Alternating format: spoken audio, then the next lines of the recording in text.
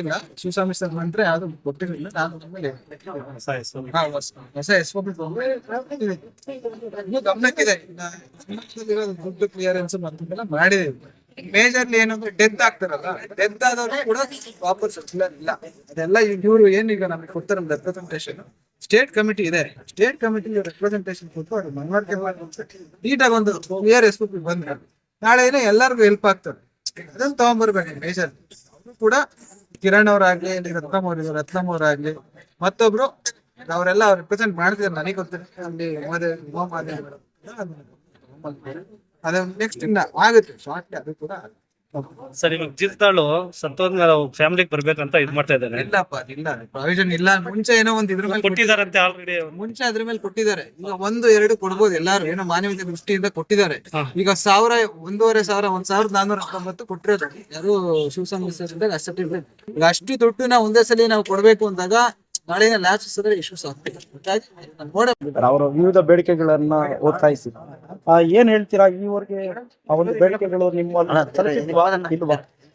ಬೇಡಿಕೆಗಳಂದ್ರೆ ಈಗ ಅವರು ಜಮೀನ್ ಹೇಳ್ತಾ ಇದಾರೆ. ಮೇಜರ್ ಜಮೀನ್ದು ನಮ್ಮಂತದಲ್ಲಿ ಇಲ್ಲ ಸರ್ಕಾರದ ಹಂತದಲ್ಲೇ ಇರೋದು. ಸರ್ಕಾರ ಪ್ರಪೋಸಲ್ ಹೋಗಿ ಸರ್ಕಾರದಿಂದ ಅಕ್ಸೆಪ್ಟ್ ಆಗಿ ಬಂದು ನಂತರ ಅವ್ರಿಗೆ ಅಲರ್ಟ್ ಮಾಡಕ್ಕಂತ. ನಮ್ಗೆ ಈಗ ಇಲ್ಲಿ MLA ಅವರ ಅಕ್ರಮ ಸಕ್ರಮ ಕಮಿಟಿ ಇರುತ್ತೆ. ಆದ್ರೆ ಜನರಲ್ ಆಗಿ ದರಖಾಸ್ತಲ್ಲಿ ಯಾರ್ಯಾರು ಅರ್ಜಿಗಳು ಹಾಕೊಂಡಿರ್ತಾರೆ ಅವ್ರಿಗೆ ಪ್ರಾವಿಷನ್ ಮಾಡ್ತಾರೆ ಇಲ್ಲ. ಸೊ ಈ ಶೀತ ಮುಕ್ತರಿಗೆ ಅಂತ ಬಂದಾಗ ನಮ್ಮಲ್ಲಿ ಇಲ್ಲೇ ಅಂದ್ರೆ ಪ್ರಪೋಸಲ್ ಅವ್ರಿಗೆ ಕೊಡ್ಬೇಕು ಲ್ಯಾಂಡ್ ಅಂತ ಇದೆ, ಇಲ್ಲ ಅಂತ. ಬಟ್ ಇಲ್ಲಿ ನಮಗೆ ಕೊಡಕ್ಕೆ ಯಾವ ರೀತಿ ಕೊಡ್ಬೇಕು, ಯಾವ ರೀತಿ ಕೊಡ್ಬೇಕು ಸೊ ಅದೇ ಕ್ರಮ ವಹಿಸ್ತೀವಿ. ಕೊಟ್ಟಿದ್ದಾರೆ, ನೆಕ್ಸ್ಟ್ ಕ್ರಮ ವಹಿಸ್ತೀವಿ. ಸರ್, ಬಡವರಿಗೆ ಭರವಸೆ ಉಳಿದಂಗೆ ಇರುತ್ತೆ ಸರ್. ಅಧಿಕಾರಿಗಳು ಪ್ರತಿ ಸಲ ತಗೊಳ್ತಾ ಇದಾರೆ. ನಾನು ಹೇಳ್ತಾ ಇದ್ದಲ್ಲ, ಕ್ಲಾರಿಟಿನೇ ಇಲ್ಲ. ಅದು ಜಮೀನಿಗೆ ಅವ್ರಿಗೆ ಕೊಡ್ಬೇಕು, ಯಾವ ತರ ಕೊಡ್ಬೇಕು, ಕಮಿಟಿ ಮೂಲಕ ಕೊಡ್ಬೇಕಾ, ಮತ್ತೊಂದು ಕ್ಲಾರಿಟಿ ಇಲ್ಲ. ಸರ್ಕಾರದಲ್ಲಿ ನಿಮ್ಗೆ ಗೊತ್ತು, ಯಾವ್ದೇ ಒಂದಿಗೆ ಅನುಮೋದನೆ ಕೊಡ್ಬೇಕು ಅಂದ್ರೆ ಒಂದು ಇದಕ್ಕೆ ಸ್ಟ್ರಕ್ಚರ್ಡ್ ಒಂದು ಪ್ರೊಸೀಜರ್ ಇರ್ಬೇಕಾಗ್ತದೆ. ಅದು ಇಲ್ಲ. ಅದನ್ನ ಸರ್ಕಾರದ ಹಂತದಲ್ಲಿ ಆಗಬೇಕು, ಹಂತದಲ್ಲಿ ಸರ್. ಈಗ ಸರ್ ಸರ್ಕಾರದಲ್ಲಿ ಹಂತದಲ್ಲೇ ಆಗಬೇಕು ಅಂತಂದ್ರೆ ಈಗ ಹಾಗಾದ್ರೆ 2013ರಿಂದ ಇವ್ರ ಪರಿಸ್ಥಿತಿ ಹಿಂಗೆ ಇದೆ.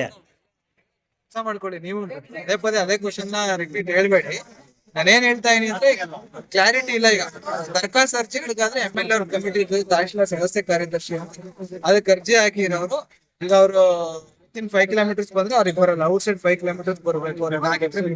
ಇವೆಲ್ಲ ಒಂದು ಪ್ರೊಸೀಜರ್ಸ್ ಇದೆ, ಅದ್ರ ಬೇಸಿಸ್ ಮೇಲೆ ಮಾಡ್ಕೊಡ್ತಾರೆ. ಸರ್, ಒಂದು ವೇಳೆ ದರಖಾಸ್ತ ಕಮಿಟಿಯಿಂದ ಹೊರತುಪಡಿಸಿ ಜೀತಾಳಿಗೆ ವಿಶೇಷವಾದಂತ ಪ್ಯಾಕೇಜ್ ಅಲ್ಲಿ ಜಮೀನ್ ಕೊಡುವಂತ ಒಂದು ಇದನ್ನ ಸರ್ಕಾರ ಮಾಡಬಹುದಾ? ಸರ್ಕಾರಕ್ಕೆ ಮನವಿ ಮಾಡಬಹುದಾ? ಯಾಕಂದ್ರೆ ದರಖಾಸ್ತ ಕಮಿಟಿಗೆ ವಿವಿಧ ರೀತಿಯ ಒಂದು ನಿಯಮಾವಳಿಗಳು ಸ್ಪಂದನೆ ಆಗುತ್ತೆ, ಅಪ್ಲೈ ಆಗುತ್ತೆ. ಅದನ್ನೆಲ್ಲ ಹೊರತುಪಡಿಸಿ ಜೀತದಾಳಿಗಳಿಗೆ ಒಂದು ವಿಶೇಷ ಪ್ಯಾಕೇಜ್ ಅಂತ ಮಾಡಬಹುದಾ? ಸರ್ಕಾರಕ್ಕೆ ಗಮನ ತಗೊಂಡು ಎರಡನೇದು SOP ಅಂತ ಹೇಳ್ಬೋದು. SOP ನ ನಾವು ಮಾಡೋಂಥದ್ದಲ್ಲ, ಅದನ್ನು ಹೈಪವರ್ ಕಮಿಟಿ ಇದೆ. ಈಗ ಏನ್ ಬೇಡಿಕೆ ಇದೆ ಅಂದ್ರೆ, ನಾವು ಬಾಂಡೆಡ್ ರಿಲೀಸ್ ಸರ್ಟಿಫಿಕೇಟ್ ಕೊಟ್ಟ ನಂತರ FIR ಮಾಡ್ಬೇಕಂತ ಇದೆ. FIR ಮಾಡ್ಬೇಕಂತ ಇದೆ. ಈಗ FIR ಬೇಡ ಅಂತ ಅವ್ರು ಹೇಳ್ತಾ ಇರೋದು. ಹೌದು ಸರ್.